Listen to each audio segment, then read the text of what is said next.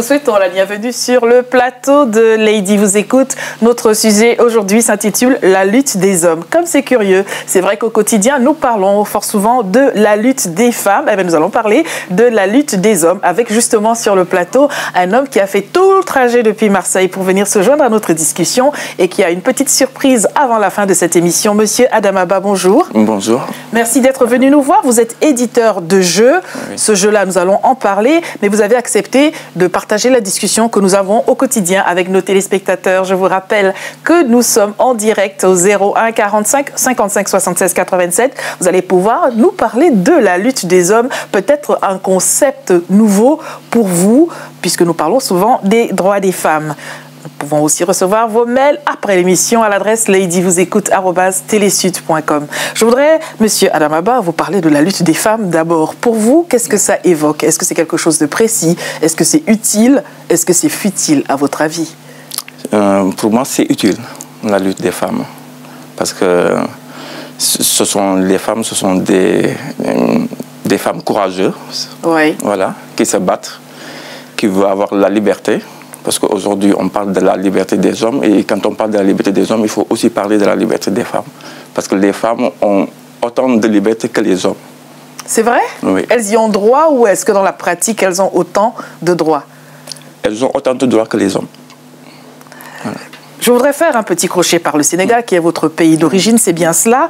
Pour parler un tout petit peu de l'actualité, il y a eu donc un gouvernement, des élections présidentielles, un gouvernement, 20 ministres. Savez-vous combien de femmes il y a eu? Non, il y a 25 ministres. 25 ministres exactement, autant pour moi. Et combien de femmes donc sur 25?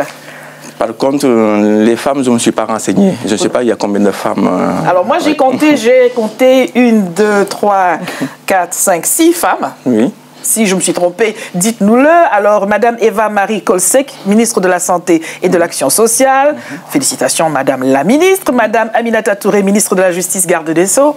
Félicitations, Madame la ministre. Oui. C'est suffisamment rare pour qu'on puisse ponctuer cela solennellement. Madame Maria Massar, ministre de la Femme, de l'Enfant et de l'Entrepreneuriat féminin. Félicitations, Madame la ministre. Vous allez me demander où sont les photos. Les photos, vous les aurez avant la fin de cette semaine, le temps que ces dames s'installent, n'est-ce pas? Madame Matassi Diallo, ministre du Commerce, de l'Industrie et de l'Artisanat. Madame Aminata Mbegediaï, ministre de l'Élevage. Et Madame Koudiambaye, ministre de l'Urbanisme et de l'Habitat. Est-ce que vous avez quelque chose à nous dire sur leur portefeuille ministériel? Est-ce que garde des Sceaux, l'habitat, l'urbanisme, le commerce et l'industrie, pour vous, a priori, c'est là où on retrouve les femmes souvent?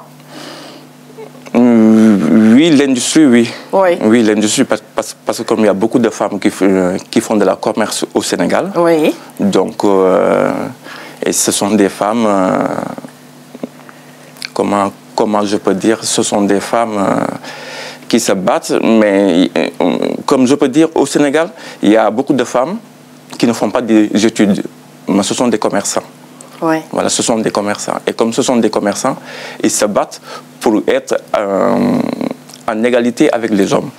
Ils travaillent bien, ils s'occupent de leur vie quotidienne.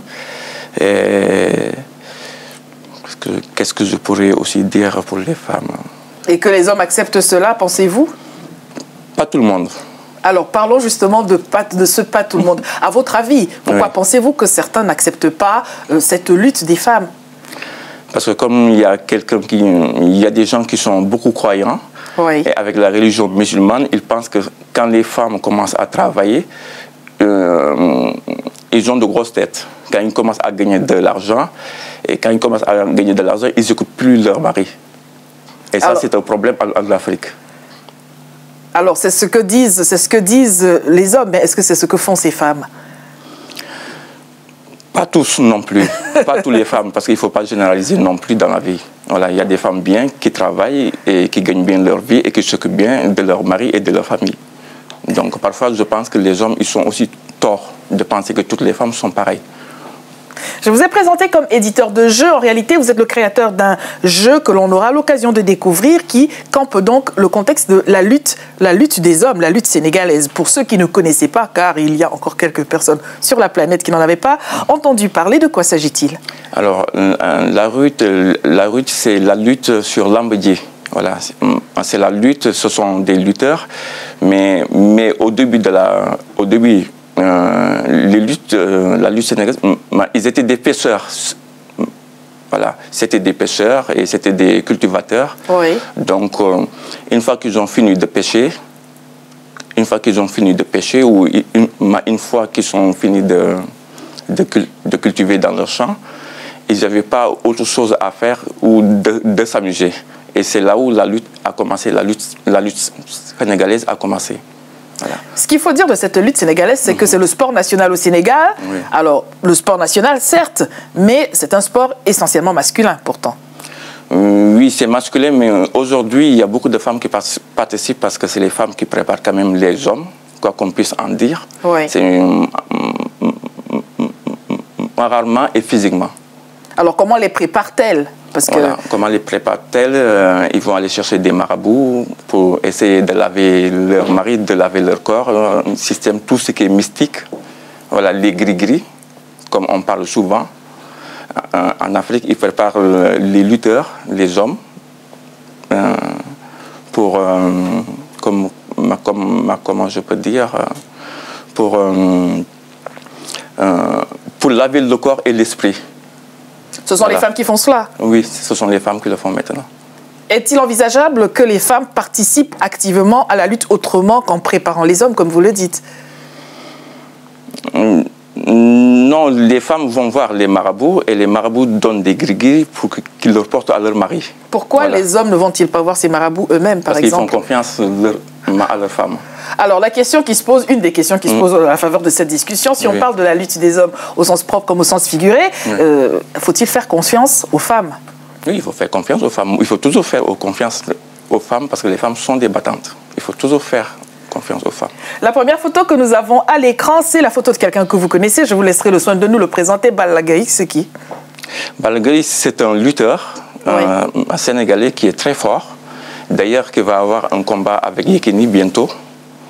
Donc, c'est un lutteur qui est courageux dans sa vie. Voilà.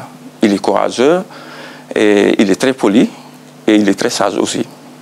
Tellement sage qu'il s'engage en faveur de cette lutte où on dit non à la violence faite aux femmes. On parle de la violence, mais la violence c'est partout. Non, je n'ai pas compris votre question. Non à la violence faite aux femmes, c'est une campagne mise en place par ONU Femmes à Dakar précisément. Oui. Et Balla Gaye s'est engagé auprès de ONU Femmes pour justement accompagner cette dynamique. Un lutteur, par définition, c'est quelqu'un qui est fort, très fort, musclé.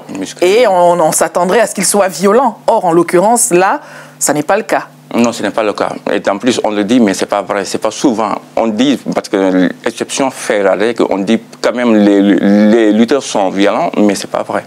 Les lutteurs ne sont pas du tout violents. Alors, indépendamment de cette lutte physique, on va dire comme cela, est-ce que vous pensez qu'aujourd'hui, les hommes, en général, on a reçu des messieurs qui nous disaient, madame, il faut savoir que désormais, les hommes aussi vont se constituer en association. Pensez-vous que les hommes ont besoin de s'engager dans une lutte en faveur de leurs droits pour peut-être faire écho à ce que font les femmes déjà partout dans le monde? Oui, les hommes doivent lutter aussi parce que, étant donné qu'on ne peut pas vivre sans les femmes, parce que les femmes sont là et qui nous aident et qui nous donnent beaucoup de courage pour aller loin dans notre vie. Et quand on voit qu'il y a un homme bien, quand on dit il y a un homme bien, il y a toujours une femme derrière. Donc je pense que s'il y a des choses, s'il y a des associations, les hommes doivent participer pour aider les femmes à mieux se relever. Est-ce que les hommes ont des raisons de s'inquiéter quand les femmes se mobilisent? Non, ils n'ont pas le droit de s'inquiéter parce que les femmes défendent leurs intérêts. Mais est-ce que c'est des intérêts communs d'ailleurs? Parce que s'il y a des intérêts pour les femmes, peut-être que c'est quelque chose qu'on ravit aux hommes, nous disent-ils. Pas souvent vrai. Moi je dis c'est pas souvent vrai. Et pourtant? Et pourtant. Donc il faut laisser les femmes s'exprimer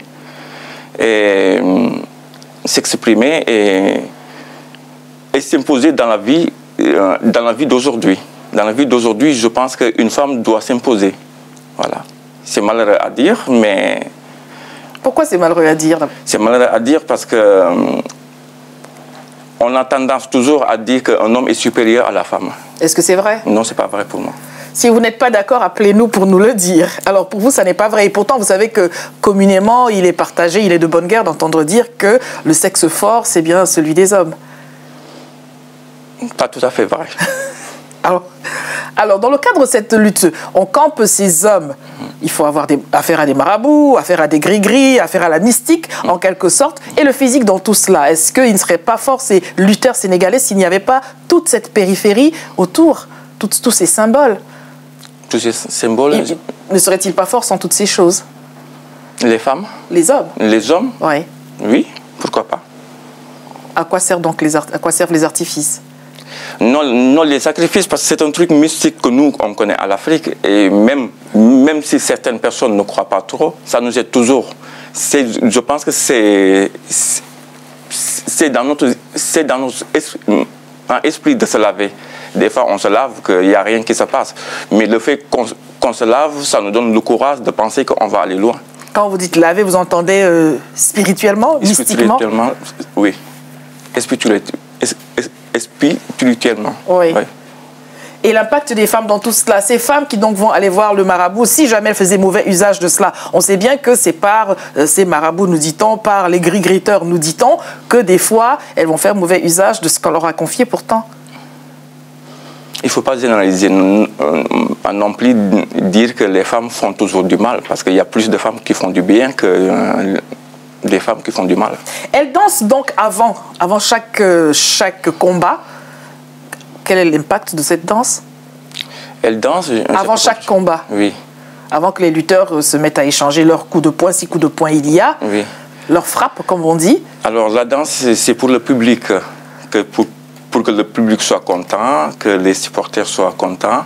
C'est pour ça qu'ils font la danse. C'est la danse traditionnelle, donc c'est la danse pour essayer de je ne sais pas comment je peux l'expliquer, essayer de... parce que quand on danse, ça renforce les gris-gris. Voilà, quand on a des gris-gris et quand on danse, ça renforce le gris-gris. Ça veut dire qu'on a plus de sens de gagner, d'avoir la victoire. Donc, on fait cette danse-là. Nous allons prendre monsieur à Pantin. Bonjour, nous vous écoutons. Oui, bonjour madame. Bonjour monsieur. Et franchement, je suis très content d'avoir parlé bien avec les deux dames là hier soir. Nous vous écoutons, monsieur. Oui, en fait, les deux dames là, ils sont pas avec moi aujourd'hui. Moi, je parle de l'histoire d'hier. Des femmes mobilisées en faveur de la paix au Mali. Oui, je parle de l'histoire d'hier. Quand vous parlez avec les dames là, franchement, je suis très content. Hier, depuis toute la journée. Oui. Voilà, en fait, par contre, moi ce que je veux vous dire, mais pourquoi les islamistes, ils sont à Gao, là, qu'est-ce qu'ils font là-bas? C'est pas des vrais Maliens qui sont en train d'épouser de la merde là, à Gao. Quel est votre pays d'origine, monsieur? Moi, je suis d'origine malienne. Oui.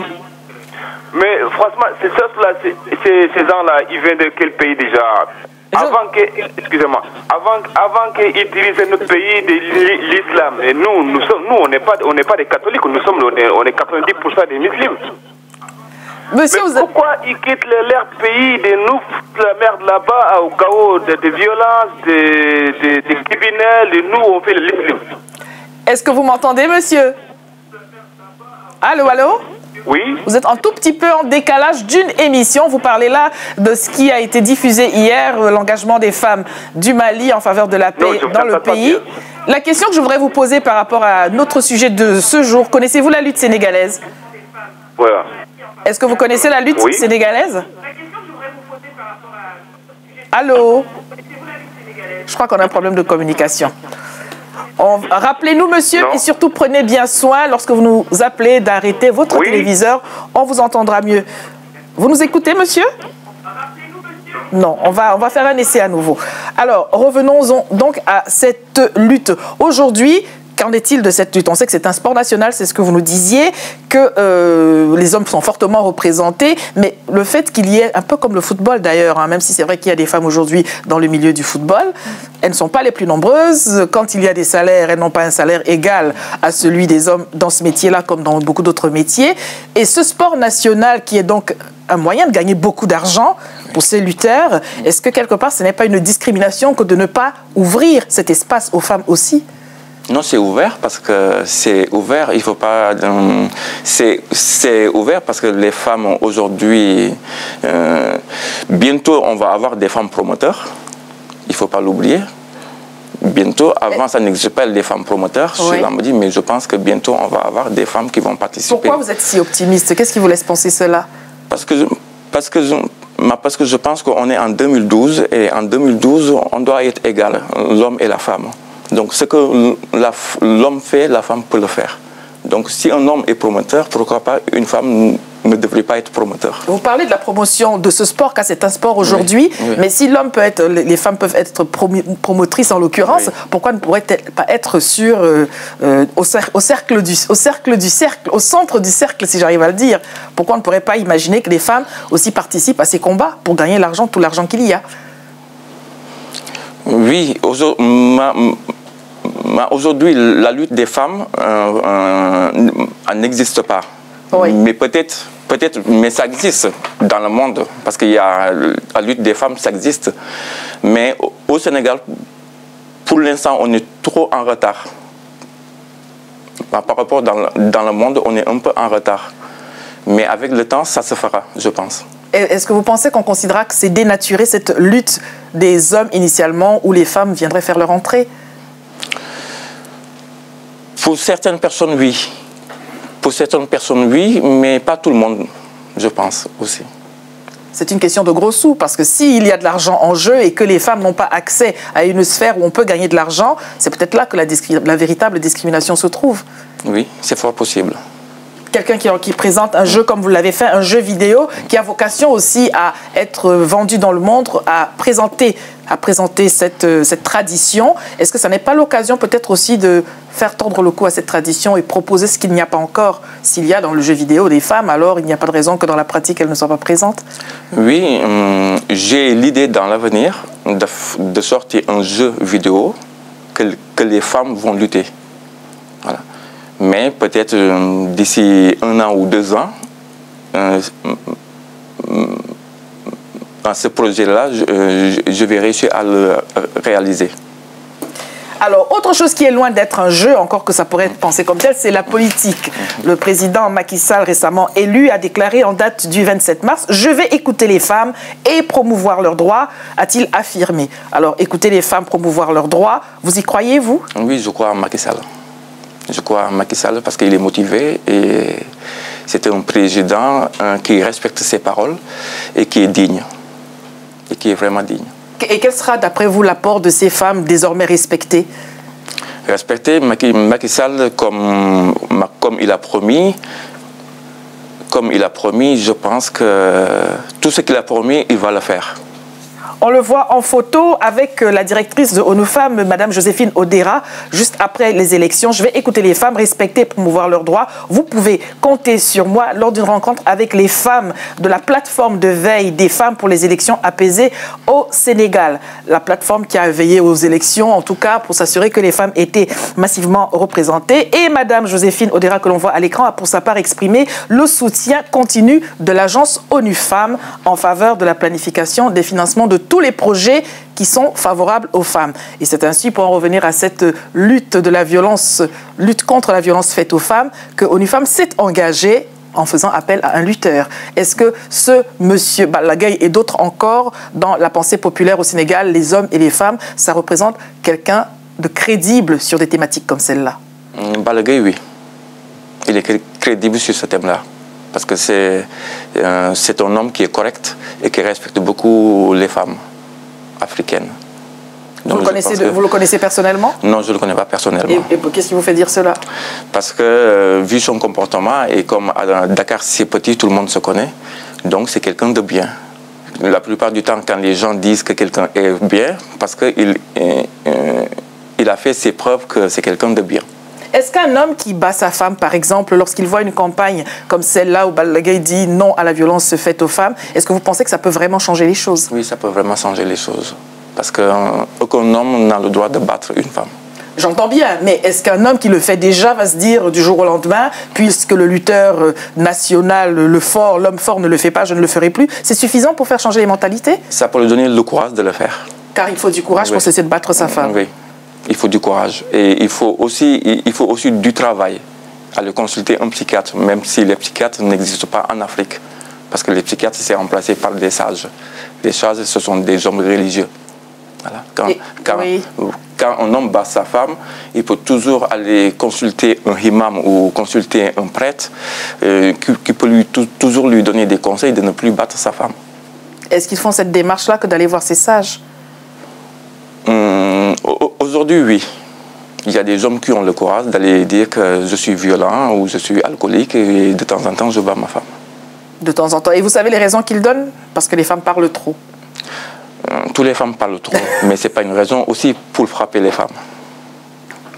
Votre jeu, pour qui avez-vous créé ce jeu? Est-ce que c'est pour les jeunes, justement, quand on parle de jeu, et qui plus est de jeux vidéo? À qui dessinez-vous à quel public dessinez-vous cela? Alors, c'est un jeu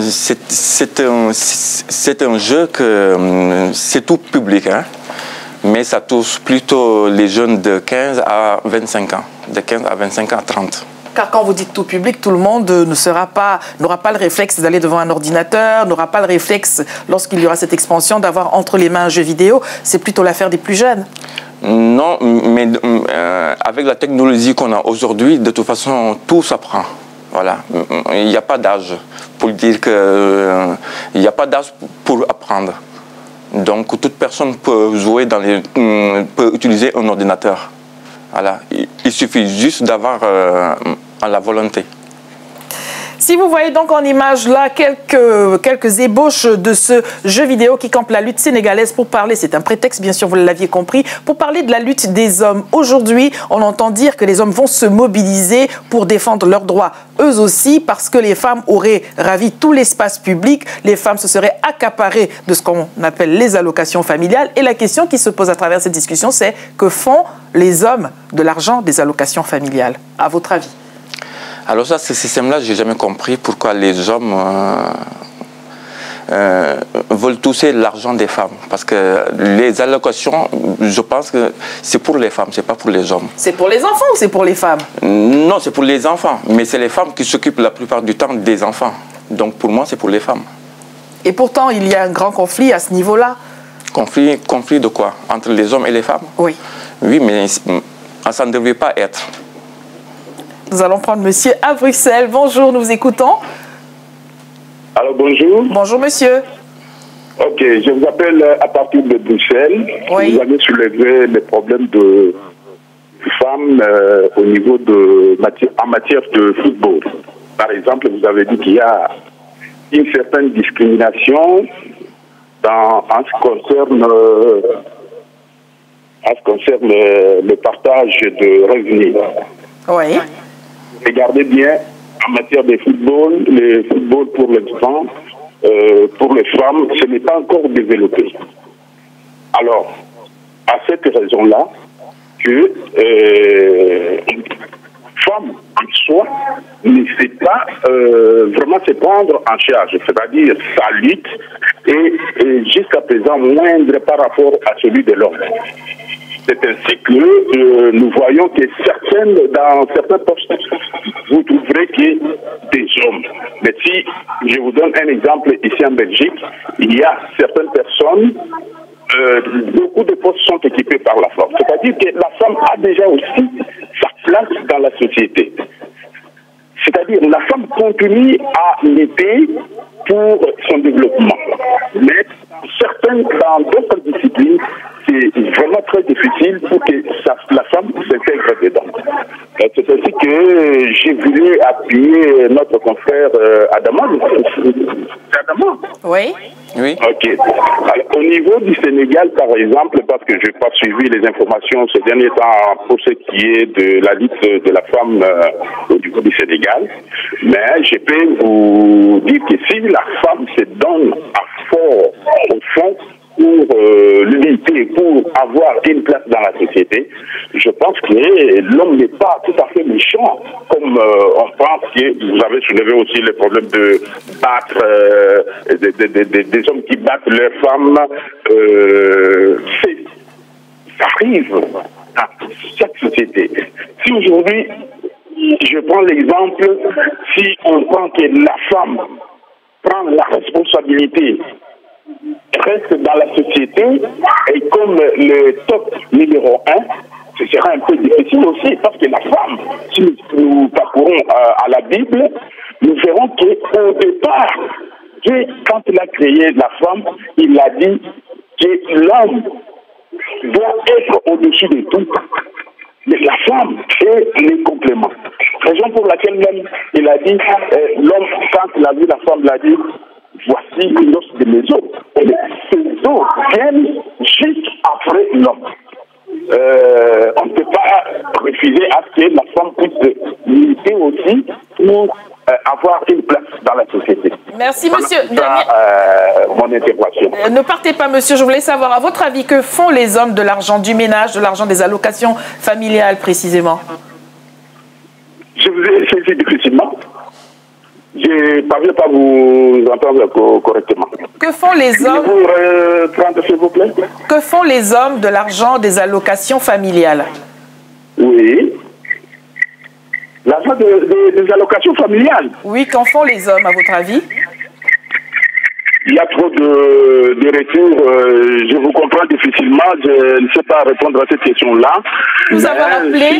Merci de nous avoir appelé. À vous qui voulez nous joindre, n'oubliez pas, lorsque vous êtes mis en ligne, d'arrêter votre téléviseur pour une meilleure conversation.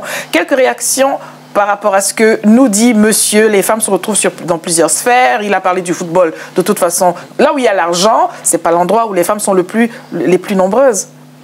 Aujourd'hui, c'est le cas au Sénégal. Là où il y a l'argent, les femmes sont les plus nombreuses. Elles ne le sont pas. Si, elles sont nombreuses maintenant, aujourd'hui. Quel salaire gagne un lutteur professionnel, approximativement? Alors, un lutteur, il gagne quand il a un combat. Quand il n'a pas de combat, il ne gagne pas d'argent. Jusque-là, nous sommes d'accord. Voilà. Et donc, quand il y a un combat et qu'il gagne, combien gagne-t-il?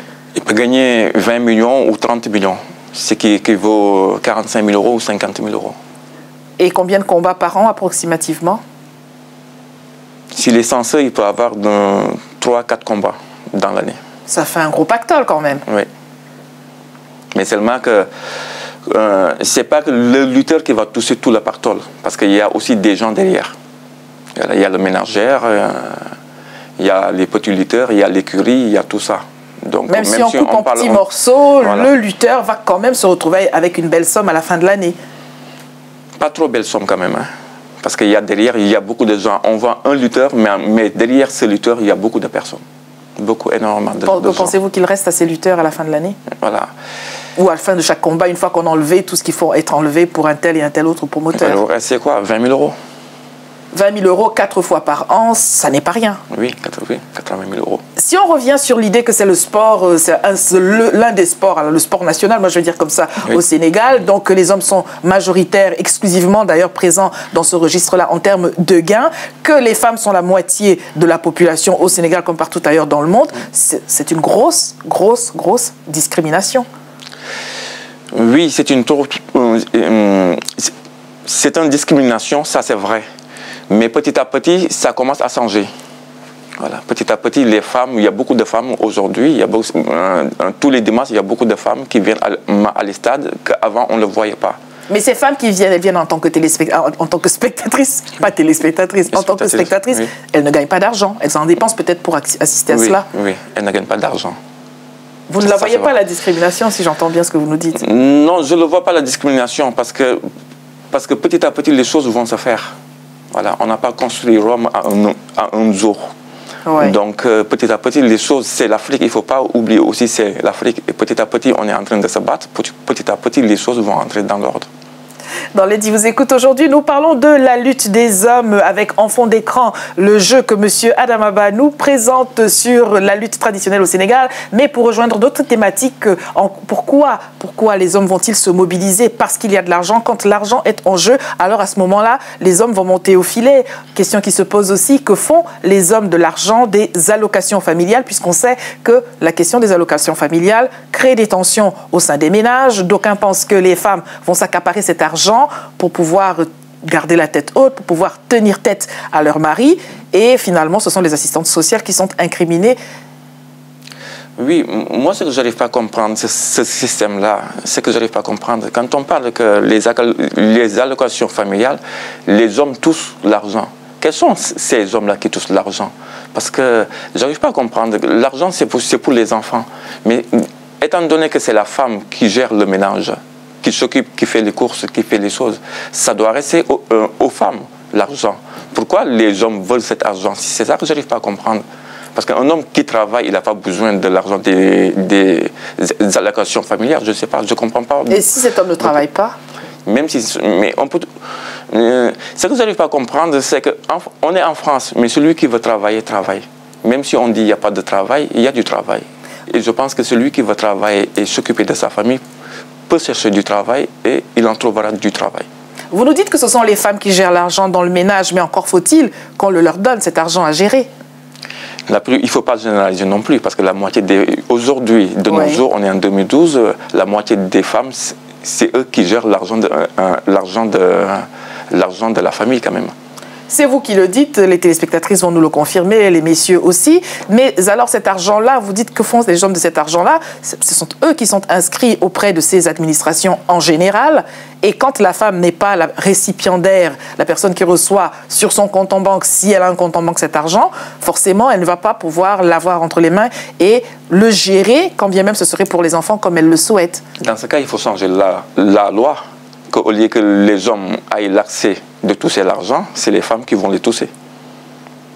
Madame Ahanière, bonjour, nous vous écoutons. Bonjour madame. Bonjour. Je vous appelle par rapport au jour. Nous vous écoutons. Oui, effectivement, il y a des gens qui prennent la location. Est-ce que vous pouvez parler plus fort? J'ai beaucoup de mal à vous entendre. Effectivement, il y a des gens des maris qui prennent la location. Je ne sais pas trop pourquoi. Parce que une allocation, c'est pour le foyer. Et comme les femmes s'occupent très souvent du foyer, en principe, c'est elles qui doivent prendre l'allocation. Mais les hommes s'accaparent des allocations des enfants. Et c'est la femme qui fait le reste après. Pas normal. Vraiment, je ne trouve pas ça normal. Parce que quand il y a un petit... Allez-y trouver maman. Alors que vous avez l'allocation dans la poche, on doit aller trouver maman. Hein? Donc, qu'ils révisent leur position. Parce que les femmes souffrent assez pour que les hommes s'accaparent de l'allocation des enfants.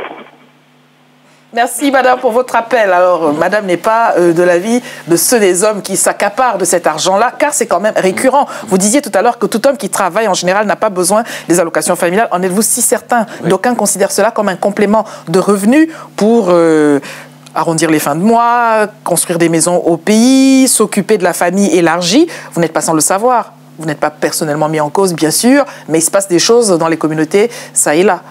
C'est vrai qu'il se passe beaucoup de choses dans les communautés, mais ce que je viens de dire, si ça cause vraiment problème que les hommes touchent cet argent-là, il faudrait voter en loi que c'est les femmes qui le touchent. Voilà. C'est les femmes qui le touchent. Comme ça, les hommes, ils n'ont plus l'accès. Comme ça, il n'y aura plus de problèmes dans les concubinats, dans les foyers. Qui va voter la loi?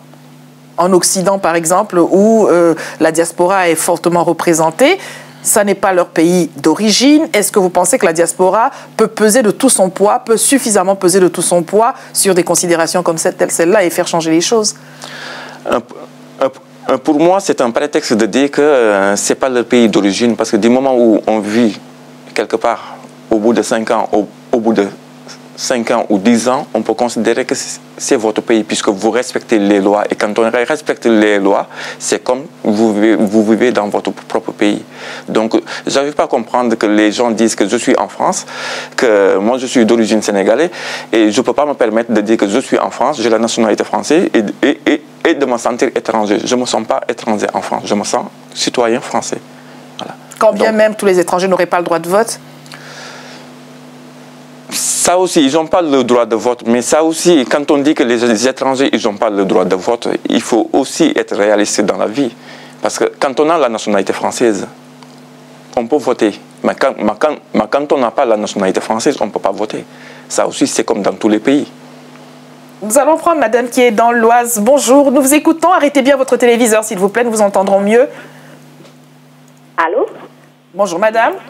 Oui, bonjour. Je vous appelle en fait pour réagir concernant les allocations familiales. Oui. Alors, le problème, c'est que, bon, comme vous étiez en train de dire, mais moi, de mon point de vue, je pense que si déjà, nous les femmes, avant de faire des enfants avec un homme, faut déjà se mettre dans l'idée là où, bon, je parle des étrangers, et moi étant africaine, en Afrique, on n'a pas d'allocation familiale. Donc, si on se met à faire des enfants, il faut se mettre avec un homme qui est capable de subvenir aux besoins de ses enfants sans entendre l'aide des allocations familiales. Dans ces cas-là, les allocations familiales ne viennent qu'en substitution. Et même, soyons plus intelligents, on ouvre nos enfants des comptes et leur agent des allocations, on leur met dans leur compte qui pourrait leur servir une fois quand ils vont en avoir besoin. Et nous-mêmes, quand on les fait, il faut qu'on soit capable de les nourrir, de les scolariser et de s'en occuper financièrement. Merci madame pour votre appel. Êtes-vous d'accord avec ce qu'elle nous dit là? Pas trop. Alors? Pas trop, parce que moi je dis, ce problème, il faut le régler quand même, parce que c'est un problème qui est grave. Voilà. Quand une femme s'occupe de ses enfants et les allocations familiales tombent à la fin du mois, le mari ne doit pas prendre l'argent. Voilà. Et ce que je n'arrive pas à comprendre, même s'il prend l'argent, qu'est-ce qu'il fait avec l'argent? L'envoyer au pays, qu'est-ce qu'il fait avec l'argent? Aller voir un match de foot? Et pendant qu'il va aller voir le match de foot, il laisser ses enfants sans manger, sans habits, je ne sais pas, je ne comprends pas. Donc, c'est un système que moi, je n'arrive pas à comprendre. Voilà. Ce qui est dû aux femmes doit rester aux femmes, pour moi. Nous allons prendre monsieur en Hollande. Bonjour, nous vous écoutons. Allô, bonjour. Bonjour. Oui, juste je vais donner mon point de vue sur l'allocation familiale. Oui. Donc, l'allocation familiale, c'est quoi? C'est juste une aide qui permet d'abord l'allocation est calculée en fonction du salaire du papa et de maman. Donc c'est juste ça vient pour compléter, pour permettre à la famille de vivre décent. Je ne vois pas en quoi ce sera un droit pour une personne dans la famille. Donc, c'est juste pour compléter le revenu de la famille, pour que la famille vive un peu. Je ne sais pas pourquoi les gens se battent pour ça. Je ne sais pas pourquoi les hommes se battent pour cela. Et pourtant, on a tellement entendu cette question d'allocation familiale. D'aucuns nous ont dit d'ailleurs, s'il n'y avait pas les allocations familiales en France et je suppose en Europe, les ménages de la diaspora africaine notamment seraient tout simplement en paix parce que les femmes n'auraient pas accès à ce revenu mensuel qui, encore une fois, ferait qu'elles tiennent tête à leur mari. Mais ce que je n'arrive pas à comprendre, pourquoi les hommes pourquoi les hommes les touchent? Pourquoi? C'est ce que je persiste à dire. Pourquoi les femmes, on ne donne pas le droit que les femmes, on le vire sur le compte des femmes? Car toutes les femmes en France, de nombreuses femmes ont des comptes en banque, de nombreuses femmes sont les interlocutrices immédiates de ces services administratifs, de ces services sociaux, mais toutes les femmes n'ont pas accès à cela parce qu'elles sont, comme on dit, des primo-arrivantes, parce que peut-être elles ne sont pas renseignées sur leurs droits, parce que l'homme, souvent, peut faire écran, donne-moi ton passeport, si seulement elle en a un, donne-moi tes papiers, ne sors pas de la maison, c'est moi le coq du village, c'est moi qui, c'est moi qui, c'est moi qui, et finalement, pour répondre à la question que vous vous posez, elles n'ont pas accès à toutes ces choses non plus. Oui, mais on est en France et nul n'est censé ignorer la loi. Donc, je pense que toute femme qui vit sur le territoire français, au bout de 6 mois ou au bout d'1 an, peut consulter la sécurité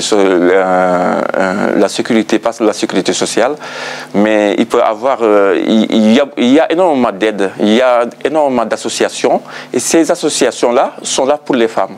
Il suffit juste un numéro. Il faut regarder sur la page jaune, regarder où se trouvent ces associations, contacter ces associations et essayer de se battre avec son mari. Je ne sais pas où.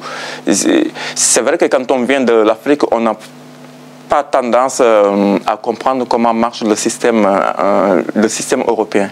Parce qu'on reste toujours, quand on amène une femme qui vient de l'Afrique, on l'amène en Europe.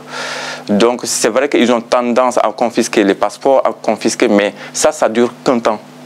Ça ne peut pas durer pour toute la vie, ça dure qu'un temps. Un temps suffisamment long quand même, parfois, il faut le dire. Oui, mais comme je vous ai dit tout à l'heure, nul n'est censé ignorer la loi. Voilà. C'est vite dit, non? Voilà, donc moi, ce que je n'arrive pas à comprendre, c'est qu'une femme peut être ignorante peut-être pendant 2 mois, 3 mois, 6 mois, mais pas 1 an. Donc si une femme veut rester ignorante pendant 1 an ou pendant 2 ans parce qu'elle le veut bien. C'est peut-être parce qu'elle veut préserver son ménage? Non, c'est pas question de préserver son ménage. Elle a des droits et un homme doit respecter aussi ces droits-là pour les femmes. Nous allons prendre Madame Assarcel. Nous parlons de la lutte des hommes aujourd'hui. En faveur de quoi les hommes voudraient-ils se mobiliser? Nous avons en fond d'écran la lutte sénégalaise que vous nous campez à travers le jeu que vous avez créé. Mais nous avons la réalité, le quotidien aussi, qui est celui des gens de la diaspora notamment. Et on en viendra à l'Afrique d'ailleurs, là où il n'y a pas d'allocation familiale. Il y a pourtant d'autres difficultés. Quelles sont-elles? Madame, bonjour. Allô, bonjour madame. Bonjour. Je suis madame. Bien, je décline mon identité déjà. Bon, je suis vraiment sidérée d'entendre certaines choses parce que bon, les allocations pour moi, c'est pas pour les parents, c'est pour s'occuper des enfants.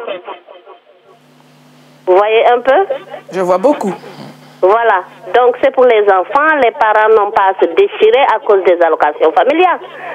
Un homme qui est correct avec sa femme et ses enfants, qui s'occupe de ses enfants, ne s'occupe même pas d'allocation familiale.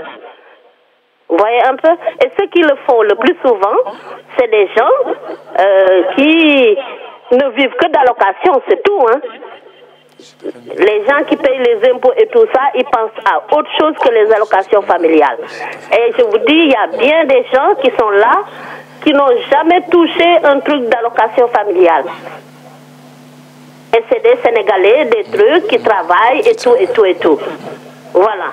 Mais il y a peut-être un maximum de gens, bon, qui est là pour faire des enfants, pour s'occuper, pour plus amasser de l'argent et l'amener au pays ou bien des choses comme ça.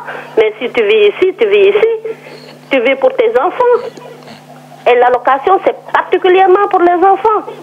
Si tu ne peux pas prendre de l'argent, le redonner aux enfants, franchement, l'allocation ne suffit même pas pour l'éducation de ces enfants. Merci. Donc, tiraillement entre madame, monsieur, les allocations, franchement, je trouve que de nos jours, c'est pas.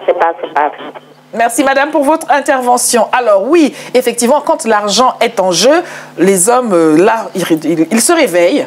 Ils se réveillent véritablement. C'est une question aussi de pouvoir, de qui est-ce qui va prendre les décisions. Il est vrai que l'argent des allocations familiales, ça n'est pas des 1000 et des 100. On en a tant et tant de fois parlé. Mais pourtant, le problème reste entier. D'aucuns, pour multiplier ou agrandir cette somme, vont multiplier le nombre d'enfants, que ce soit avec leur compagne attitrée ou que ce soit avec leur compagne, on va dire, élargie, pardonnez-moi l'expression, pour avoir encore plus. Et la crise reste quand même au sein du couple. La tension qu'il ne devrait pas y avoir est pourtant présente. Oui, ça c'est vrai. Ça, je suis parfaitement d'accord, est encore présente, mais c'est toujours dû à l'argent. Voilà, parce qu'on ne parle que de l'argent. Et pourtant, si un couple qui marche bien, on ne devrait même pas parler d'argent. Un couple qui marche très bien. Si nous revenons en Afrique, où il n'y a donc pas forcément les allocations familiales, est-ce que pour autant, il n'y a pas d'autres sujets de tension au sein des couples qui pourraient faire en sorte que les hommes aient envie de se mobiliser pour revendiquer des droits qu'ils estiment être en train de perdre à la faveur de l'émancipation des femmes? Non, ce problème, parce que je ne connais pas tout à fait l'Afrique, mais je connais le Sénégal. Ce qui est beaucoup. Voilà, et le Sénégal, je pense que les femmes n'ont pas ce genre de problème, parce qu'au Sénégal, c'est les femmes qui gèrent leur propre maison. Le mari, à la fin du mois, il dit que ça c'est pour la maison, il laisse l'argent et c'est les femmes qui s'en occupent. Donc, je ne vois pas, les femmes sénégalaises n'ont pas ce genre de problème. Est-ce que les sociétés africaines notamment verraient d'un bon oeil un homme qui ne laisserait pas ce qu'on appelle au Sénégal la dépense, ailleurs la ration? Oui, il y en a qui laissent la ration, mais il y en a aussi qui laissent la dépense, l'argent pour la dépense. Voilà. Alors, c'est quoi la ration, c'est quoi la dépense? La ration, ça, ce sont des hommes qui ne veulent pas créer de conflit dans leur couple, donc qui se disent à la fin du mois, ils vont aller voir le boutiquier et qui va se ravitailler, et acheter de l'huile, du riz, le lait, du café, etc. Et comme ça, il n'y aura pas d'ambiguïté entre mari et femme. Ils ne veulent pas donner l'argent à madame, ils vont donner l'argent aux commerçants du coin. Aux commerçants du coin. Et madame va aller s'approvisionner selon ses besoins. Voilà, tous les jours. La confiance règne. Hein? La confiance règne, mais c'est le système africain. Monsieur à Paris, bonjour. Bonjour. Nous vous écoutons. Oui, je vous dis bonjour et je vous dis déjà merci pour votre émission. Merci. Donc monsieur. moi, je vais tout de suite intervenir en disant que l'histoire de comment on appelle ça, les allocations familiales en ce qui concerne les étrangers en France, c'est parfois une honte. Je m'explique en disant que du coup, quand on met en place un système, par exemple, quand on parle d'allocation familiale, c'est pour pouvoir aider les gens à s'occuper notamment des dépenses au sein d'une famille lorsque on se rend compte qu'ils n'auront pas assez pour le faire. Donc, en ce qui concerne les allocations familiales, c'est notamment réservé aux enfants. Mais ce n'est pas la seule source que peut posséder un couple pour pouvoir s'occuper de leurs enfants. Alors, quand on focalise, je veux dire, l'attention de qui doit s'occuper, qui doit gérer cet argent, si c'est la femme ou l'homme, je dis, à un moment donné, c'est un peu un débat qui nous concerne, mais à un moment donné, lorsqu'on parle de ça, moi, je me suis retrouvé dans certains milieux où, voilà, je vais me dire tout de suite, on dit, ouais, les Africains, vous savez, vous faites des enfants pour avoir des allocations. Et puis après, les hommes, ils prennent l'argent, ils vont jouer au rapido. Certains, ils prennent l'argent, ils vont construire des maisons et autres en Afrique. Je dis que si les gens sont ensemble, que ce soit en France ou ailleurs, ou même dans leur propre pays, et qu'ils font des enfants, et qu'ils veulent le bien de ces enfants, s'il se trouve qu'on met en place, je veux dire, une structure d'aide pour leur permettre de mieux élever leurs enfants, ils doivent s'entendre. Ça ne doit pas être une histoire de la femme ou de l'homme. Ça doit être une histoire des parents des enfants. Bon, maintenant, je ne dis pas qu'il existe des gens qui font des abus.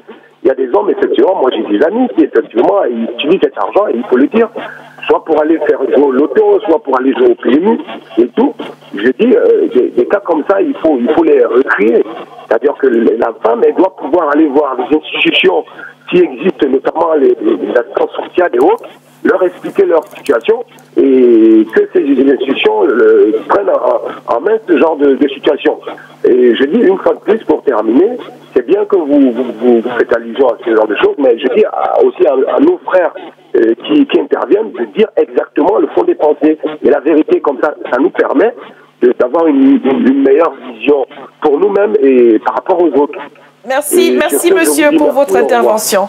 Alors, la vérité semble remonter toute seule du fond de la marmite. On entend dire que les hommes, donc de l'argent des allocations familiales, feraient un certain nombre de choses inattendues. Initialement, effectivement, selon la loi en France, ces allocations familiales permettent d'élever les enfants, mais d'aucuns considèrent que c'est un complément de revenu, si ce n'est d'ailleurs le revenu essentiel, si ces personnes-là, ces hommes-là ne travaillent pas. Et d'aucuns vont jouer au tiercé, monsieur le dit, au loto, on l'a entendu dire aussi, pour pouvoir faire gonfler la somme, car ils ont des préoccupations d'hommes. Construire au pays, un homme qui n'a pas construit dans son pays d'origine ne se sent pas suffisamment respecté, peut-être. Et donc, tous ces petits moyens, toutes ces petites sommes sont utilisées à d'autres moyens qu'à la destination initiale qui est celle d'éduquer les enfants. Oui, mais moi, c'est ce que je n'arrive pas à comprendre. Pourquoi les hommes prennent cet argent-là pour dire qu'on va l'envoyer au pays? Quand tu n'as pas de quoi vivre ici, en France. Mais ici, vous savez bien que personne ne nous voit et on a l'illusion que ailleurs, on nous regarde. Oui, mais ce que je n'arrive pas à comprendre, c'est que on est quand même en 2012 et cette mentalité qu'ont les Africains de dire qu'en Afrique, quand on ne construit pas une maison, quand on ne construit pas... Mais dans la vie, on fait ce qu'on peut. Voilà. On doit faire ce qu'on peut dans la vie. On n'a pas le droit, un homme n'a pas le droit de prendre les allocations familiales pour dire que je vais l'envoyer au pays pour construire une maison au pays parce qu'il y a des gens qui me regardent là-bas et laisser ces enfants mourir de faim. Et ce système-là, c'est un système que moi, en tant qu'Africain, je n'ai jamais compris. Nous allons prendre Madame Assarcel, mais avant cela, je vais à peine vous surprendre. Ce que les hommes reprochent aux femmes quand elles ont enfin accès à la gestion de cet argent qui est celui des allocations familiales, c'est de vouloir construire elles aussi une maison au pays. Finalement, c'est une idée fixe. Madame Assarcel, bonjour à nouveau. Allô, bonjour. Par rapport à ces maisons qu'on construit à l'étranger, voilà, moi je suis sénégalaise comme monsieur, hein. Voilà. Mais bon, il y a un problème. Il y en a qui font des enfants pour ces allocations-là. Et s'ils allaient même construire une maison au Sénégal, ce serait bien. Mais ils ne le font pas, ils vont chercher d'autres femmes. Et libérer la femme qui est là. Et libérer la femme. La laisser tranquille en disant, moi je suis maintenant là-bas, parce qu'en général, c'est les hommes qui prennent la retraite en premier. Ils vont, ils construisent leur maison et ils mettent une autre femme dedans. Et toi qui étais là en train de galérer avec tes enfants et tout, tu n'as plus rien du tout. Moi, j'ai vu ce cas-là plusieurs fois. Les allocations là qu'on donne à l'ouverture de l'école, il y a une personne qui a, je ne sais pas, 5, 10 enfants. Bon, les allocations sont venues, la dame l'a pris. L'a prise avec ses enfants. Ils sont partis faire des courses, des Adidas, des trucs, parce que les enfants n'ont pas l'habitude de s'habiller comme ça. Mais ils voulaient s'habiller comme ça, parce que leurs copains s'habillent comme ça. Ils en ont eu pour une somme un peu élevée. Quand elle est venue, le mari lui a dit où sont les allocations. Elle a dit, c'est ça, j'ai acheté à tel. Mais il lui a donné une claque, elle a fini à l'hôpital. Vous voyez un peu? Ça, c'est des gens qui ne sont à la limite pas instruits, qui n'ont rien dans la tête et qui prennent les femmes pour des bouts de bois. Ils les manipulent. Déjà, quand ils vont chercher des femmes, ils ne vont pas le chercher dans des endroits comme Dakar, comme des trucs. Ils vont à la brousse chercher des femmes qui peuvent leur faire des enfants. Merci, madame, pour ce que vous avez apporté à nouveau. La ligne reste donc ouverte. La lutte des hommes, manifestement, se matérialise, se cristallise autour de la question du pouvoir. Et le pouvoir, c'est l'argent. On le sait bien, nous sommes partis de la lutte traditionnelle au Sénégal. Donc, un jeu qu'a créé en vidéo Monsieur Adamaba, si présent, un jeu qui existe depuis la nuit des temps au Sénégal, mais pour aller, ne pas rester au sens propre, mais parler du sens figuré aussi, la lutte des hommes, c'est la mobilisation de ceux des hommes qui voudraient surtout ne pas perdre ce privilège, notamment quand il devient financier. De l'argent, il y en a beaucoup, on en a parlé autour de cette lutte traditionnelle. Vous avez annoncé en moyenne 20 000 € pour celui qui gagne, on va dire un match, parlons comme cela, sur 4 matchs dans l'année, ça fait quand même un beau pactole, c'est bien plus que les allocations familiales. D'ailleurs, tous les hommes, au regard de ce que nous entendons, devraient commencer à faire cette lutte pour gagner de l'argent bien plus rapidement. Des commentaires par rapport à ce que nous dit madame? Alors, par rapport à ce qu'il dit, je ne suis pas d'accord avec elle quand elle dit que les hommes sénégalais vont dans la brousse ou les hommes africains, je ne sais pas, peu importe. Moi, je parle du Sénégal parce que je connais le Sénégal, je ne connais pas d'autres pays. Ça, ce n'est pas vrai parce qu'aujourd'hui, les Sénégal, les femmes font des études, les femmes travaillent. Et je pense qu'aujourd'hui même, les femmes s'occupent plus de leur maison que les hommes en Afrique. Ça, c'est vieux comme le monde. Voilà. C'est pas un scoop. Voilà, c'est pas un scoop. Mais l'homme africain a tendance à oublier ça quand même. Que c'est pas un scoop, mais c'est la vérité. C'est la femme, la plupart des femmes sénégalaises, c'est eux qui gèrent leur propre maison. Est-ce que quelque part, il n'y aurait pas une idée qui voudrait qu'elles réussissent à faire tellement bien, sans grand-chose, qu'on ne voit pas très bien pourquoi on leur donnerait les moyens quand il y en a?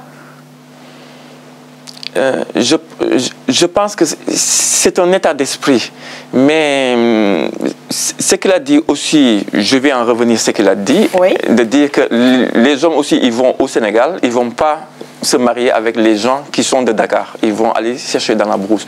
Mais même aujourd'hui, les gens qui vivent dans la brousse sont des gens qui sont intelligents, qui font des études, qui font de la commerce et qui sont réveillés aujourd'hui. Donc ce qu'il a dit, peut-être elle l'a dit pour essayer, mais c'est pas tout à fait vrai. C'est pas tout à fait vrai.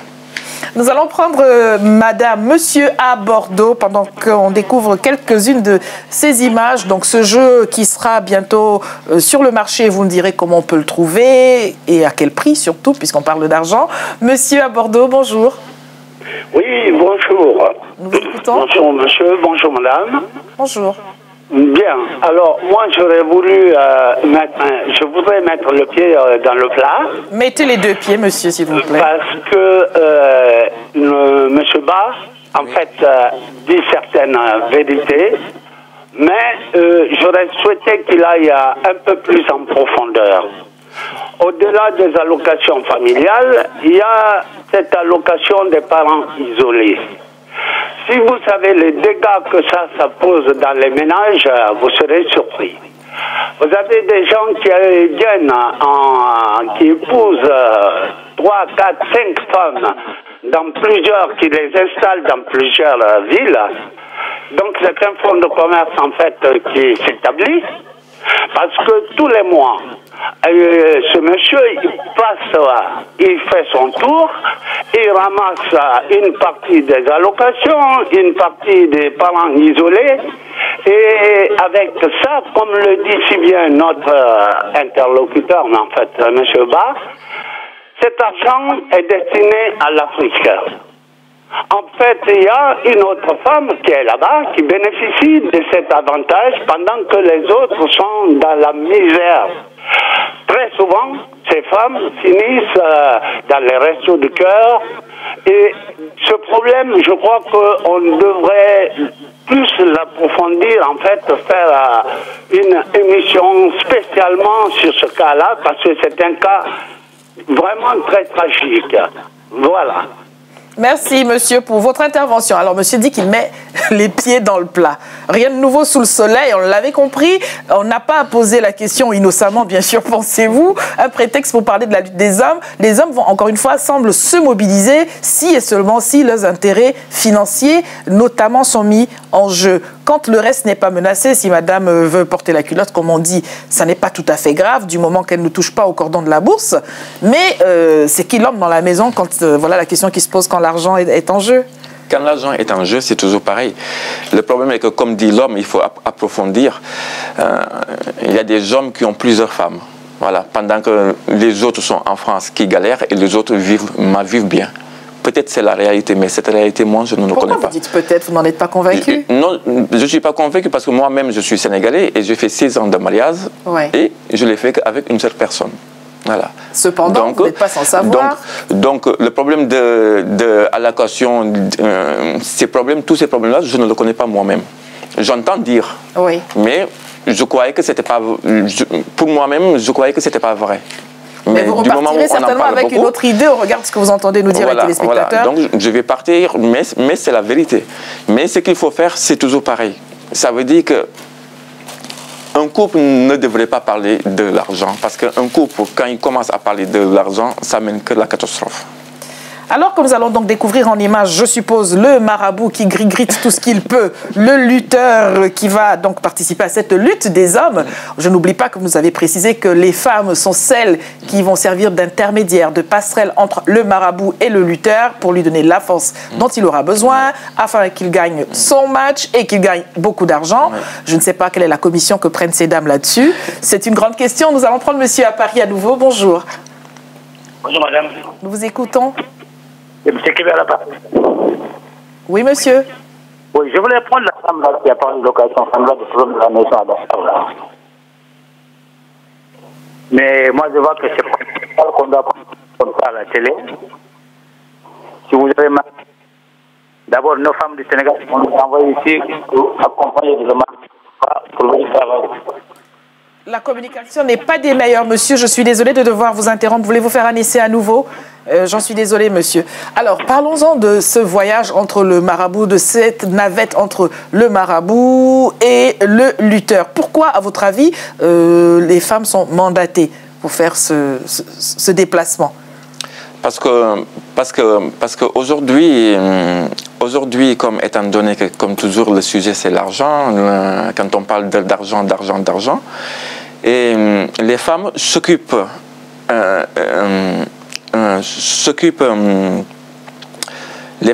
leur budget de leur mari. Voilà. Et comme ils s'occupent de leur budget de leur mari, donc ils vont voir les marabouts. Et en voyant le marabout, ils peuvent négocier le prix.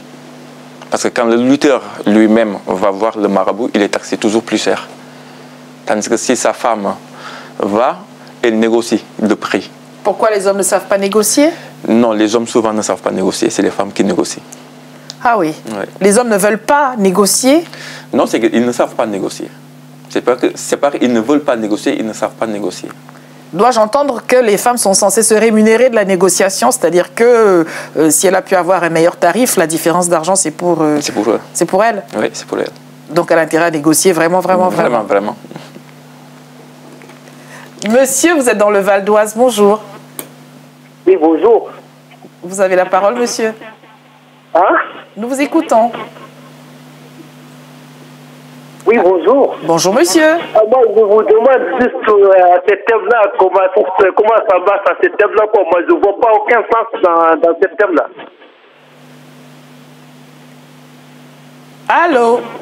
Ah oui, allô? Je vous écoute. Oui? Allez-y, monsieur. Oui, bonjour. Nous vous écoutons, vous pouvez parler. Non, moi, je vous demande à ce thème-là, je ne sais pas comment ça se passe, quoi. La thème des allocations, là, je ne vois pas aucun sens à ce thème-là, quoi. Vous avez des enfants? Hein? Est-ce que vous avez des enfants, monsieur? Non, moi, je n'ai pas des enfants pour le moment. Rappelez-nous quand vous en aurez et qu'il y aura des allocations familiales en jeu. Merci, monsieur. Les allocations, moi, je ne vois pas comment ça se fait que les femmes et les hommes qui font des bagarres avec ça, parce que les allocations, c'est pour les enfants. Voilà. Une femme, il ne peut pas voir un enfant tout seul. Un homme, il ne peut pas voir un enfant tout seul. Bon, ils vont être ensemble, ils sont aimés pour être ensemble pour voir les enfants. Donc, moi, je ne vois pas comment ils font voir des enfants. L'allocation, ils donnent pour leurs enfants. Après, ça ramène des bagarres dans la famille. Bon, je ne comprends pas. Merci, monsieur, pour votre intervention. Alors, autre question, parce qu'il n'y a pas que les allocations familiales. Peut-être que la question des allocations familiales revient parce que c'est l'argent venu de l'extérieur du ménage et qui est perçu comme une manne, en quelque sorte. Mais une autre question qui se pose au sein du ménage, qui est-ce qui gère, qu'est-ce qui tient les cordons de la bourse? Que madame travaille ou ne travaille pas, que monsieur travaille ou ne travaille pas, qui est-ce qui décide de ce que l'on fait de l'argent au sein du ménage? Pour cela aussi, les hommes sont prêts à se mobiliser. Moi, ce que je n'arrive pas à comprendre, ce qu'on m'a éduqué et ce qu'on m'a inculqué, c'est que l'homme et la femme, si c'est un couple, ils doivent gérer tous les deux. Voilà. Donc, je n'ai jamais compris que c'est la femme qui gère ou c'est l'homme qui gère. C'est un couple, on gère tous les deux. Ce qu'on peut faire, on le fait. Voilà. Donc, ce système de dire que la femme gère ou l'homme gère, c'est quelque chose que moi, je n'ai pas connu. Parce que moi, je suis avec ma femme, mais ma femme gère et je gère. Et on gère en couple. Qui est-ce qui a la décision finale? On n'a pas de décision. Voilà, on en parle et on prend la meilleure décision. Et savez-vous que vous n'êtes pas les plus nombreux des profils d'hommes où les choses fonctionnent telles que vous le décrivez? Il y en a quand même beaucoup. Hein. Il y en a beaucoup. Est-ce que ce sont les plus nombreux à votre avis? Oui. Ce sont les plus nombreux? Oui. Nous allons prendre madame au téléphone. Bonjour. Bonjour madame. Nous vous écoutons. S'il vous plaît, je voulais intervenir sur le sujet. Oui. Moi, je pense qu'un couple qui va bien ne va pas avoir de problème sur l'allocation familiale. Moi, je donne mon exemple. Ouais. Moi, je gère l'allocation familiale avec mon mari, mais il n'y a pas de problème. Mais il y a certaines personnes d'hommes, il y a des fautifs par les hommes comme des femmes aussi. Il y a des femmes aussi. Bon, en général, souvent, il y a des femmes qui s'occupent bien des enfants ici, mais il y a certains hommes aussi qui s'en occupent même pas. Et ce sont les premiers. Il y a une dame qui est intervenue comme quoi ils vont prendre de deuxième femme en Afrique et c'est parfaitement vrai. Ils vont rien faire. Souvent, la femme, elle cotise l'argent, elle prend un d'homme aux hommes. Et quand ils vont en Afrique, c'est pour aller prendre deuxième femme. Et celles qui essaient n'ont même pas au courant. Et ici aussi, il y a des hommes qui s'occupent des allocations. Ils ne vont jamais accompagner les enfants à l'école. C'est la femme qui fait tout, tout et tout. Donc ça, moi, je vois que c'est un faux problème, disons. Oui. Ouais. Parce que si tu aimes quelqu'un qui aime ses enfants, un homme surtout, il va même pas s'occuper de l'allocation. Moi, mon mari, il s'occupe même pas, il sait même pas quelle somme on donne à l'allocation familiale. Et moi, je gère souvent, je mets souvent dans le compte des enfants. J'ai fait un compte banque bloqué des enfants. Souvent, quand je sais que j'en ai besoin pour les enfants, je prends un peu dedans, mais c'est mon mari qui s'en occupe. Donc, merci. C'est nous qui vous disons merci pour votre témoignage. Alors, nous savons ce que font les femmes de l'argent des allocations familiales, même si ce qu'en font les hommes n'est pas encore tout à fait clair. On a entendu beaucoup de choses. Je voudrais vous proposer un petit magnéto. Nous avons en vidéo des portraits de femmes, des portraits que vous aurez l'occasion de découvrir dans leur intégralité, comme veut l'expression, dans d'autres contextes, notamment le dimanche, un tout petit peu avant 10h, des portraits de femmes. Et comme nous campons les femmes et que nous les portons, les femmes, nous en voulons toujours. Bientôt, donc, dans le jeu vidéo que nous présente monsieur Adamaba, créateur de jeux vidéo, qui a repris ce qui existe déjà à l'échelle, on va dire, réelle, ce jeu traditionnel. D'ailleurs, comment l'appelle-t-on en Wolof? Lambodji. Lambodji. Et qu'est-ce que ça désigne? Lambodji, ça veut dire que c'est la lutte dans l'arène, c'est la lutte dans l'arène. Lambodji. Est-ce que vous avez connaissance de ce que quelquefois les femmes en marge de la scène principale vont aussi s'adonner à ce jeu-là ou pas? Dans le secret. Elles ne s'y entraînent pas, elles n'essayent pas, elles ne le miment pas? Non, elles ne le miment pas, non, pas du tout. Il y a un consensus social autour de la question, c'est résolument une affaire d'homme? Il ne faut pas dire que c'est une affaire d'homme, parce que c'est une affaire d'homme et affaire aussi de femmes. Parce qu'aujourd'hui, la lutte, la moitié sont des femmes, sont derrière, ils ne sont pas devant. Mais, oui, mais le problème, justement, c'est ce derrière et ce devant. Ce devant de la scène, on sait bien que celui qui est devant, c'est celui qui gagne le plus d'argent, de toute façon. Oui, oui, ça c'est vrai. Celui qui est devant, c'est celui qui gagne plus d'argent. Nous allons prendre monsieur de Belgique et ensuite le petit magnéto femme en valeur. Monsieur, bonjour. Allô, bonjour. Bonjour. Bonjour. Bonjour. Bonjour. Nous vous écoutons, monsieur. Oui, s'il vous plaît, je voudrais parler ce que vous parlez de la lutte de la femme. Oui. Oui, je vois la lutte de la femme au Sénégal quelque chose qui n'a pas de concurrence. S'il y avait concurrence dans cette lutte, il y aura beaucoup de femmes qui feront ça. Oui. Parce que la lutte, c'est un sport partout dans le monde, mais le problème, c'est parce qu'elles ne sont pas beaucoup. Allô, allô? Allô, oui. Oui, monsieur, vous pouvez continuer, nous vous écoutons. Oui, je voudrais continuer pour la question finale que vous parlez. Merci en tout cas de nous avoir appelés. Notre ligne vous reste donc ouverte au 01 45 55 76 87. Regardez avec nous, à tout de suite.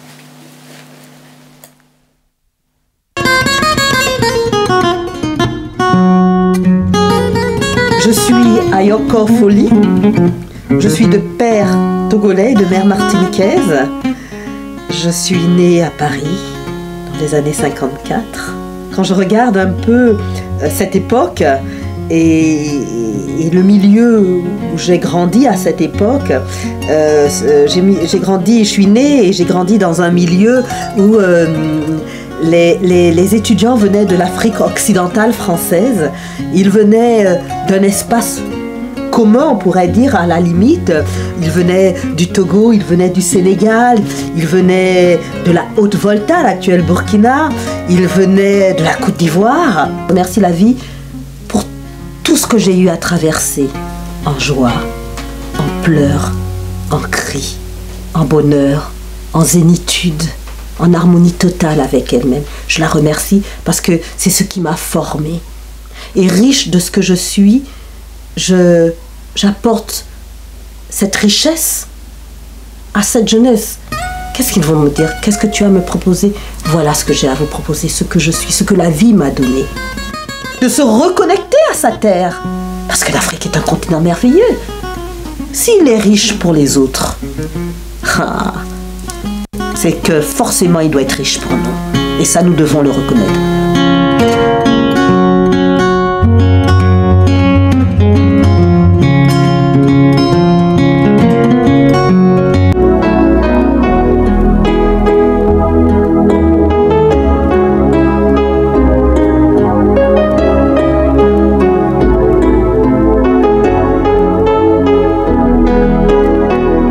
Je m'appelle Bissine Thérèse Diop, née au Sénégal. Pas m'épouser. Personne, parce que pour eux, faire du cinéma, ils ne cherchent pas à comprendre. C'est des critiques, des injures, et après, les enfants refont la même chose en Afrique. C'est ça. Ce n'est pas bien. Et dans mes prières, que l'Afrique essaie de changer un peu. Parce que la chance de quelqu'un ou quelqu'une, c'est écrit avant que la personne naisse, hein? On l'a ici. Si une personne veut faire quelque chose, qu'on l'aide. Moi, on ne m'a pas aidé. Je peux rester une semaine sans même sortir.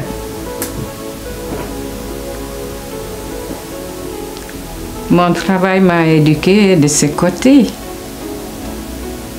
Que ce soit la couture, que ce soit le cinéma. J'ai appris beaucoup de choses.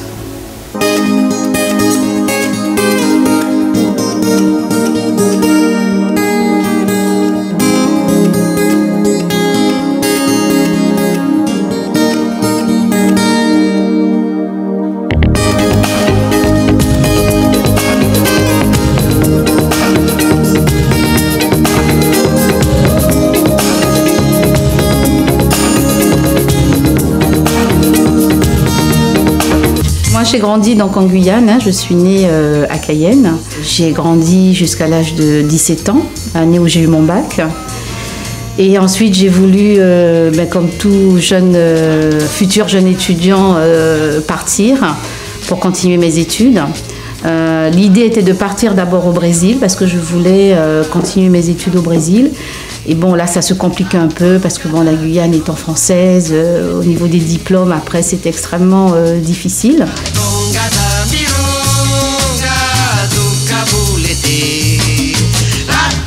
Moi, quand je suis arrivée à Paris, c'était extrêmement violent pour moi. Hein. Je veux dire, quitter la Guyane, qui est un pays quand même où on est extrêmement protégé de tout. Je veux dire, même des relations des uns avec les autres. Hein, et arriver à Paris où... Alors pour moi, ça s'inversait. On parle souvent de la Guyane comme étant une jungle, mais moi, quand je suis arrivée à Paris, je suis arrivée dans la jungle. Hein, donc c'était très, très dur. J'ai pris 3 ans vraiment pour comprendre où j'étais, avec qui j'étais, pourquoi j'étais là. L'outre-mer, on est français, enfin, on nous apprend, on nous dit qu'on l'est. Donc on y croit, en fait. Et c'est quand on arrive en France qu'on se rend compte que l'on n'est pas si français que ça. Et que tout l'entourage, tous les gens nous renvoient le contraire. Moi, je l'ai vraiment senti dès que j'ai mis les pieds à Paris. Pour chercher un appartement, pour m'inscrire à la fac. Quand on rentrait dans les magasins à l'époque, on sentait vraiment qu'on dérangeait.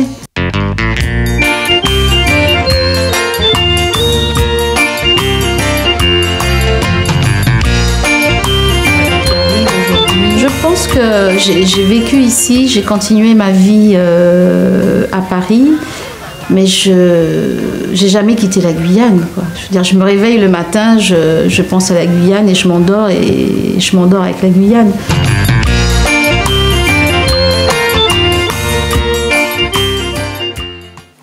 Des portraits de femmes que vous aurez l'occasion de voir dans leur intégralité sur notre chaîne. Merci à Valérie Truffa qui a eu la lumineuse idée d'aller vers les femmes pour qu'on puisse vous les présenter, les femmes qu'elles sont, les femmes de caractère qu'elles sont. C'était une petite pause dans la discussion du jour qui s'intitule « La lutte des hommes ». Car effectivement, les hommes ne sont pas comme cela les bras croisés à regarder les femmes vouloir refaire le monde sans eux. Ils sont concernés, ils se sentent un tout petit peu vexés. Ils ont l'impression, quelque part, on l'a entendu souvent au téléphone, que les femmes veulent prendre leur place à eux. Alors, y a-t-il une place, soit pour l'un ou l'autre, ou y a-t-il deux places?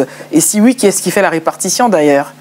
Oui, mais ce que je n'arrive pas à comprendre, quand on parle de prendre de place, je pense que dans un couple, il n'y a pas de place. Voilà, on est pareil. Voilà. Dans un couple, il faut parler, il faut discuter, il faut avoir des idées claires. Voilà. Donc, quand on parle de place, moi, ça me choque un petit peu. Parce que quand on parle de place, c'est l'homme qui doit prendre, c'est la femme qui doit... Ça me choque. Un couple, c'est un couple. Voilà. On n'est pas là pour être chef, c'est un couple. Et un couple doit se comporter comme un couple. Pas que l'autre est chef ou c'est lui qui va gérer l'argent, c'est lui qui va gérer. On gère ensemble. Et pourtant, on regarde ce que vous avez entendu dans les interventions au téléphone. Les hommes auraient quelques bonnes raisons, à votre avis, de s'inquiéter de cette ampleur que prennent les choses, de ce que les femmes initialement ne faisaient pas et aujourd'hui, hommes ont comme marge de manœuvre. Oui, il ne faut pas non plus généraliser, parce que même quand on dit qu'il y a beaucoup d'hommes qui font n'importe quoi et n'importe comment, oui. Voilà, il ne faut pas généraliser non plus, parce qu'il y a la majorité d'hommes qui sont bien. Voilà. Donc moi, quand je parle du Sénégal, comme je dis, je connais le Sénégal. Je suis africain, mais je connais que le Sénégal. Et le Sénégal, les hommes que je vois au Sénégal, ce sont des hommes bien.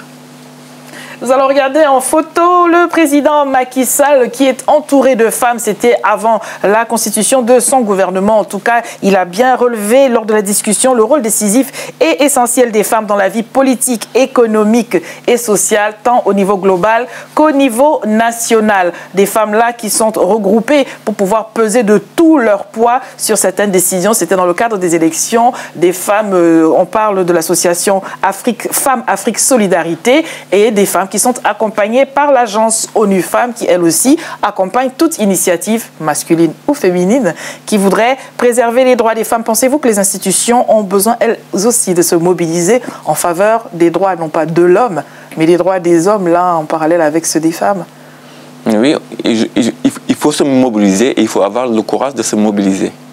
Et quel message faudrait-il faire passer donc? Quel serait le fer de lance de ce combat, de cette lutte des hommes? Il faut continuer à se battre et pour dire qu'on est égal. Voilà. Les femmes et les hommes. Nous allons prendre un appel dans le 95. Bonjour. Allô, bonjour. Bonjour madame. Tout à l'heure, j'avais appelé et bon, j'avais suggéré quelque chose. Monsieur n'était pas d'accord. Oui. Mais lui, il est jeune, c'est vrai.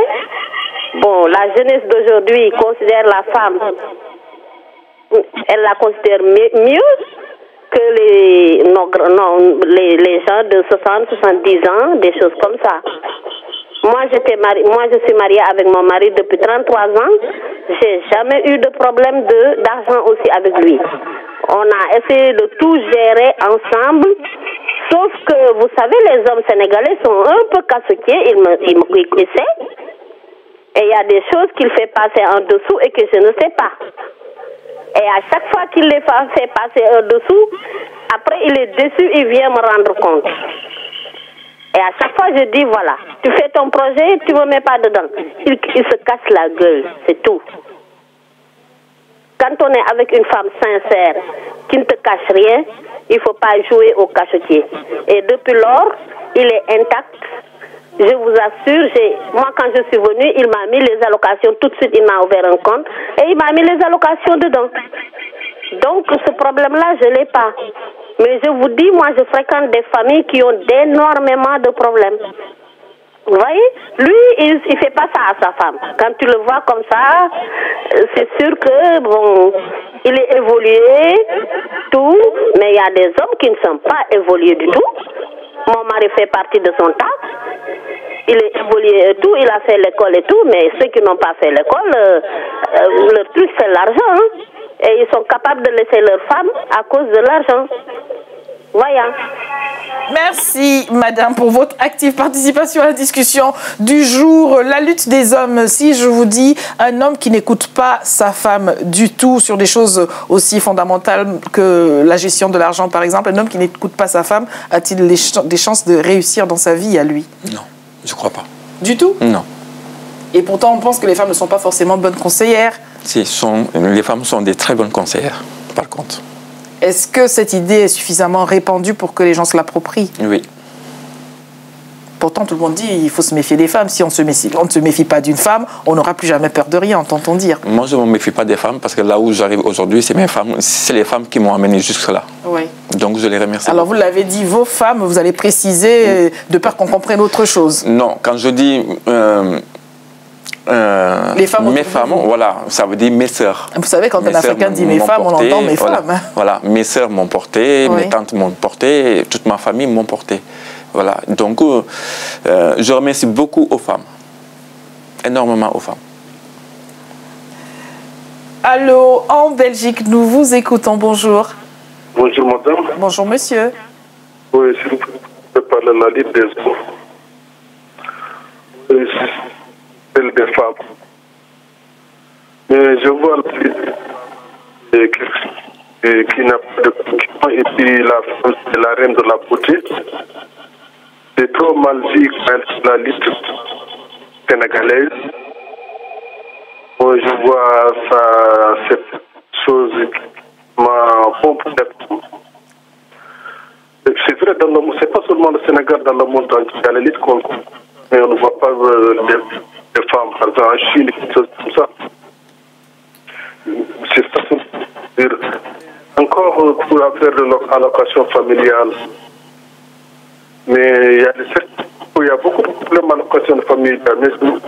Je suis désolée, monsieur, la communication n'est vraiment pas fluide. Je suis désolée, monsieur, de devoir vous interrompre. Alors, monsieur, tout de même, a dit, et je pense avoir retenu cela, que ça n'est pas propre au Sénégal, un sport national qui serait exclusivement masculin. Je pense que monsieur faisait là allusion au sumo, au Japon, où les hommes aussi vont, comme cela, faire cette jouxte, cette rixe, et le plus pesant, c'est au poids, c'est au quintal que les choses sont évaluées. On n'a pas encore vu de femmes pratiquer le sumo? Pas au Sénégal. Au Japon, j'entends bien, le sumo. Oui. On n'a pas encore vu de femmes pratiquer le sumo? Non. Alors là aussi, discrimination, bien sûr, ou est-ce que vous allez nous dire, je ne comprends pas pourquoi? Je vais dire que je ne comprends pas pourquoi alors. Mais pourtant, si au Sénégal, cela ne se fait pas, pourquoi pensez-vous qu'il y ait des raisons qu'au Japon, cela soit déjà instauré? Oui, parce qu'ils sont mieux avancés. Je pense que c'est... De toute façon, il faut laisser le temps. Et avec le temps, tout va arriver. Voilà, est-ce qu'une femme aujourd'hui qui voudrait faire ce sport, pratiquer ce sport au Sénégal, serait mal vue? Vraiment? Moi, j'ai une philosophie de la vie. Quand on veut faire quelque chose, on doit arrêter de dire que quand on fait... Parce que on est en retard. En Afrique, on est en retard par rapport... On dit toujours, oui, quand je fais ça, je suis mal vu. Quand je fais ça, je suis mal vu. Mais aujourd'hui, on peut faire certaines choses sans être mal vu. Parce que c'est un métier comme tous les métiers. Donc, si quelqu'un trouve son bonheur de faire ce genre de métier, il ne faut pas le critiquer, ni dire que c'est mal vu ou c'est bien vu, c'est mal vu. Ça, je pense que quand on se lance sur quelque chose, il ne faut pas avoir cet état d'esprit. Monsieur Anis, bonjour, vous avez la parole. Oui, bonjour. Bonjour. Je vous appelle, enfin, j'étais juste un peu choqué. Dans le sens que monsieur disait tout à l'heure qu'un homme part aussi sans femme. Je pense que c'est faux. Et puis d'abord, qu'est-ce qu'on appelle réussir d'abord? Parce que la réussite, elle est relative. Parce que le mot réussir, il faut le prendre dans le sens premier d'abord. Qu'est-ce que c'est avoir réussi dans la vie? Voilà la question que je vais poser au monsieur. Merci pour cet appel. Alors, un homme qui n'écoute pas sa femme ne réussit pas. Monsieur n'est pas d'accord avec vous et d'ailleurs, il voudrait s'accorder avec votre compréhension du mot « réussir sa vie ». Qu'est-ce que c'est pour un homme réussir dans sa vie? Voilà, réussir dans sa vie, ça veut dire que à part l'équilibre d'esprit. Voilà. Parce que réussir, moi je parle en termes de réussir dans la vie, c'est avoir l'équilibre de la vie. Et l'équilibre de la vie, c'est souvent les femmes qui nous les apportent. Ou le déséquilibre, quelquefois on t'entend dire « Oh, c'est à cause de sa femme. Oh, la femme qu'il a. » D'ailleurs, la belle famille s'en mêle et cherche à trouver la perle rare à ce Pour moi, quand on dit toujours c'est à cause de sa femme, c'est à cause aussi de l'homme. Parce que la femme, quand elle fait quelque chose, quand elle fait une bêtise, l'homme aussi a fait quelque chose qui fait que la femme réagit de cette manière-là. D'ailleurs, ça ne sert à rien de changer de femme si on n'a pas changé soi-même. Ça ne sert à rien de changer de femme parce que même si on change de femme, je ne vois pas que c'est une solution de dire que quand ça ne va pas, il faut en parler, il faut en discuter. Monsieur de Belgique, avant la fin de cette émission, bonjour. Bonjour madame. Nous vous écoutons. Est-ce que vous nous entendez bien? Alors oui, je voudrais parler pour l'allocation familiale. Oui, les problèmes dans la famille, à cause de l'allocation familiale, moi je n'ai pas de problème. Oui, parce que l'allocation familiale, c'est pour les enfants. C'est pour les enfants. C'est quoi pour les enfants? Pour le manger ou bien les vêtements? Oui, c'est ce que je vois, l'allocation familiale. C'est pour les enfants.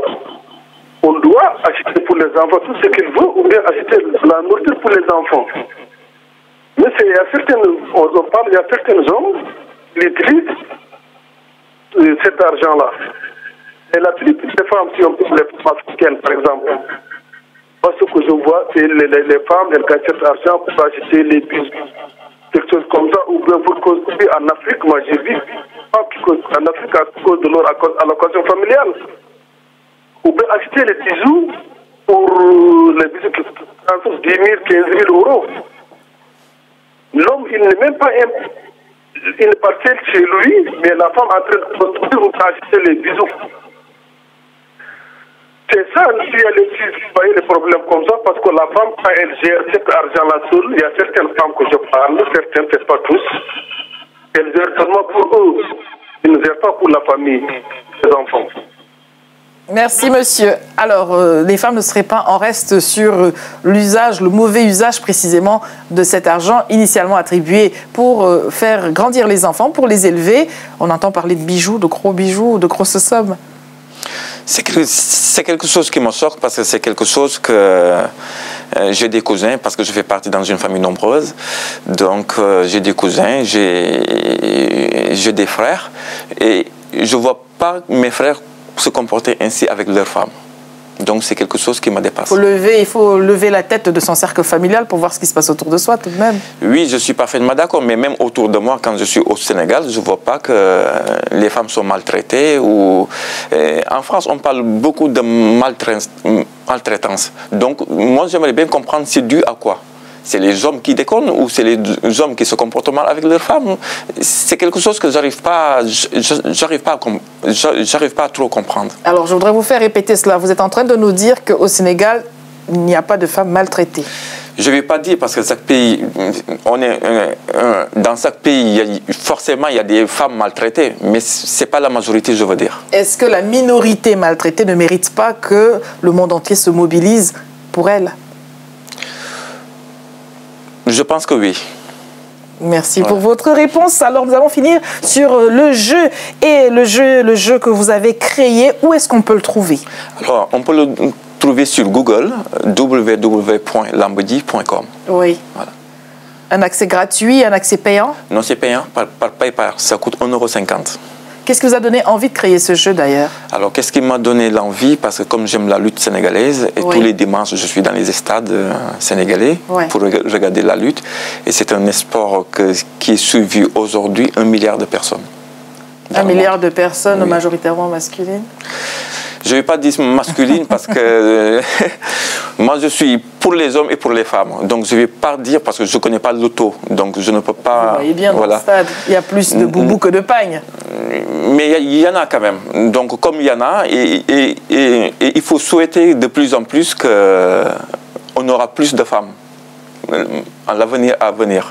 À long terme, que voulez-vous faire de ce jeu-là, à très long terme? Alors donc, je suis en train aussi de chercher des partenaires pour pouvoir créer le 3D. Alors, voilà, lancez votre appel, nous sommes là pour cela aussi. Voilà. Et comme ils m'ont demandé 1 million d'euros pour faire le 3D, donc je cherche des partenaires qui sont disponibles pour venir travailler avec moi. Avez-vous pensé à demander tout simplement de l'argent à ceux qui sont dans cette situation que vous campez? Je le rappelle, c'est la lutte sénégalaise, des gens qui gagnent beaucoup d'argent. Peut-être qu'en direction à l'ancien appel en leur endroit, ils ont de l'argent, ils pourraient accompagner cette belle initiative. Oui, parce que bientôt je vais aller au Sénégal aussi pour faire la publicité et j'ai même des contacts là-bas. Mais pour l'instant, je ne peux pas me prononcer, donc je vais peut-être je retournerai. Tant que rien n'est finalisé. Ouais, tant que rien n'est finalisé. Alors tenez-nous au courant, monsieur Adamaba. Merci vraiment d'être venu nous parler de ce que vous faites, participer à cette discussion. Nous avons parlé de la lutte des hommes, c'était un prétexte à peine déguisé, vous l'avez tous compris. Rendez-vous dans une autre édition de Lady vous écoute et tenez-nous au courant de comment les hommes se mobilisent autour de cela et de leurs droits. À demain. Au revoir. Thank you.